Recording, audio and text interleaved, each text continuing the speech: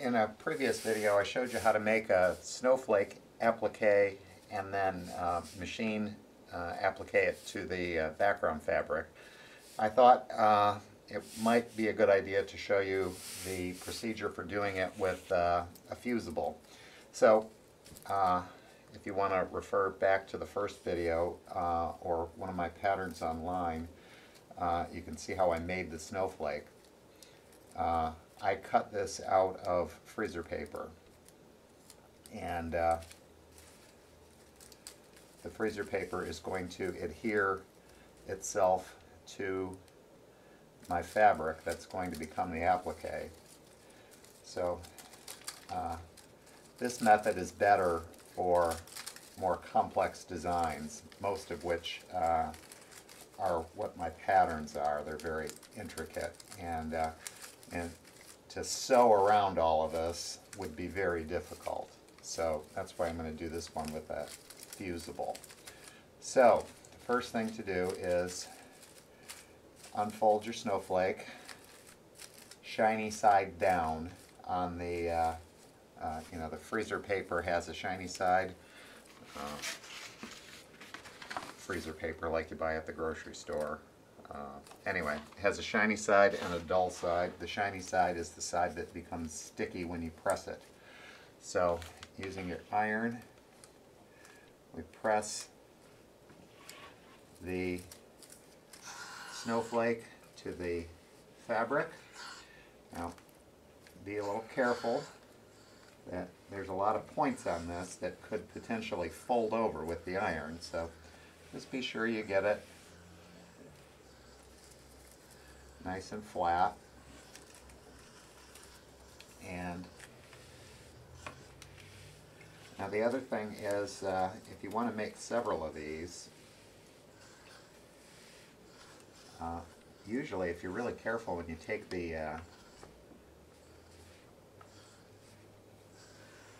the snowflake off after you're done, you can reuse it. The freezer paper will hold enough stick to it that it'll stick again. So that's the first part. Now the second part is I'm going to put the fusible web on the back. Now there's a bunch of different brands that are available, and you'll have to pick your favorite. What I have here comes in a roll, and it's 18 inches wide, so it's just about perfect to fit one of these snowflakes. If you don't have a big enough piece, you can put, a couple on there to make it work.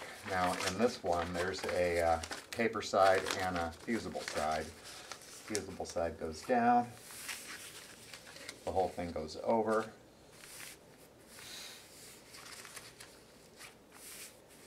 And we press. And my instructions for this one say press and hold the iron for 8 to 10 seconds in each section, and then move it to the next section, and then keep going. So it'll take a few to get it all stuck down. Now what happens is this is putting the adhesive on the back of the fabric, and then the next step is going to be to cut out the snowflake, and then I'll peel the backing off, the paper part of this backing, which leaves just the glue that's in this, and I don't know if this will show on the paper, but if you look at that, that's the glue side. Do you see there's a shine to it? That's actually just the fusible part. So we press it on, make sure it's really on there. Again, follow the instructions. I'm probably not going on here long enough, so I'm going to keep doing that for a bit. Um, and then we'll press the whole finished deal after it's cut out. We'll press that onto the finished fabric, and then we'll have essentially an 18-inch quilt block that can be made into whatever it is that you're wanting to make. Could be turned into a quilt, it could be turned into a wall hanging, could be turned into a pillow. Anything that, nope. Well, here's a problem. I'll fix it. Looking through, I can see the outline of the snowflake on the inside. I missed one of the points, so I'm going to just add a little piece there, because it wouldn't do any good to have one part of the design not come out.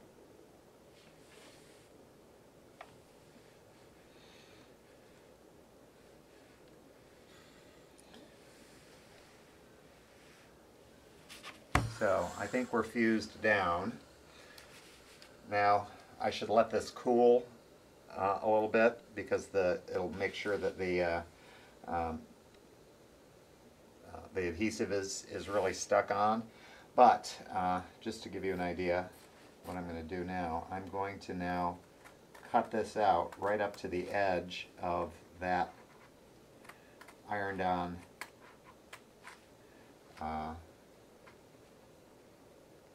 paper snowflake that I ironed onto the front.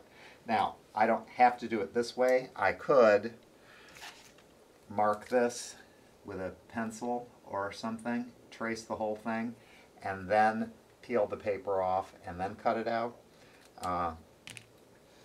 It's an extra step, and I think I can get it to work fine this way. So you're going to need a small pair of scissors and a lot of patience to cut this all out. Now you're cutting through the fabric and the stabilizer that's, or the adhesive fusible that's on the back. So it's going to feel stiff right now because there's still paper on it. Anyway, so the next thing is, after I get this all cut out, we'll fuse it onto the other fabric. I'll show you that in just a minute. It's going to take me a good bit of time to get this cut out the way I want it. So I'll be back.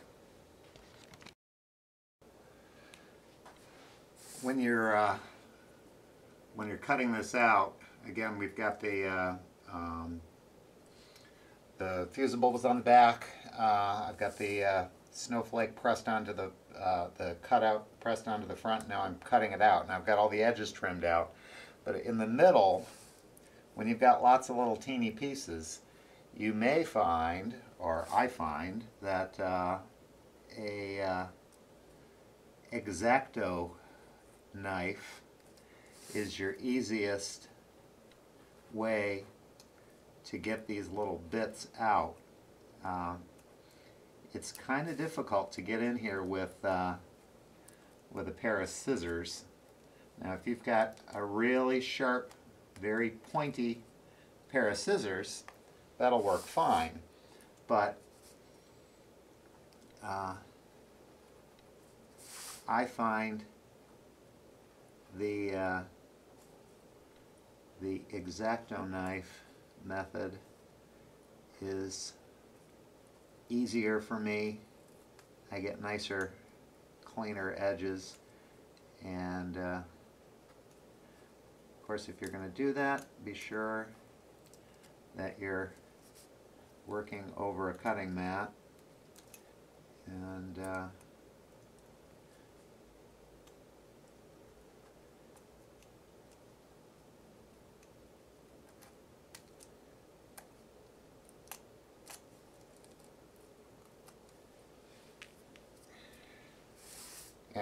be slow and steady, because there's a lot to cut out, but these these knives, I think, are easier on this particular project than scissors are.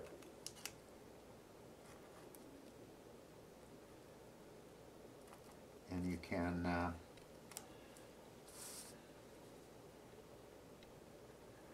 buy them at any craft type store. Of course, you won't find a blade like this in the sewing section. You'll have to look in the places where they have paper product stuff. Probably they have these in a couple of different departments, but they do a great job getting into the little places. So we'll finish cutting this out and I'll be back to show you the rest. Well, here's the snowflake all cut out. I did most of that with that X-Acto knife. It's easier for me. I did a good bit of the outside with scissors, but most of the inside and some of the sharper points I did with the X-Acto knife. Now the next thing you're going to need to do is peel off, if you haven't already done it, peel off that freezer paper pattern that is the top. This, if you're really careful, this can come off and be reused.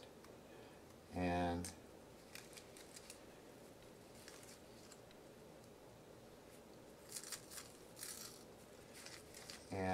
for the sake of getting this done, I'm going to just tear it because it's easier.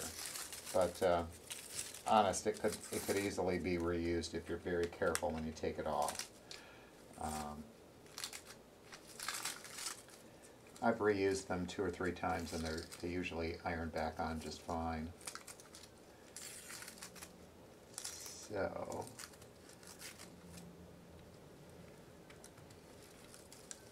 and of course, like I said, the other way to do it would have been to trace around that freezer paper pattern and then peel it off before you cut it out.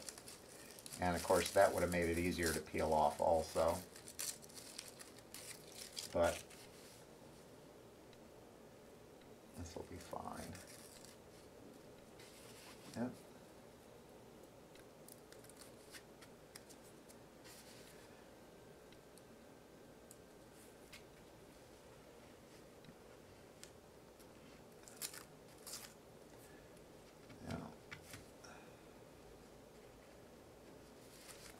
This one doesn't want to come off.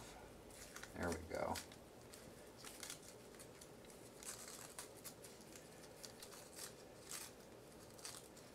So the next thing is we're going to turn it over and peel the paper off of the paper-backed fusible, because that one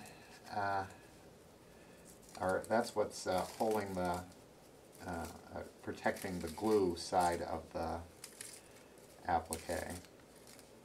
So as soon as I get this off, and I don't know why every time I turn a camera on things go slower and more difficult. So we turn it over, there's paper back over the and this will come off pretty easy. This is the paper back on from the fusible. Now save that. You have another. You have it from that. You'll have a nice snowflake to use. Maybe hang in the window or something. If you taped it on, it would work. So we'll turn this over and line it up on your fabric where you'd like it to be. Some people will use a pressing cloth over this so that they don't get glue on their iron. My iron's always so full of junk that I guess I don't worry about it too much. but what I am going to do is just lightly press it in place and then do the most of the pressing from the back.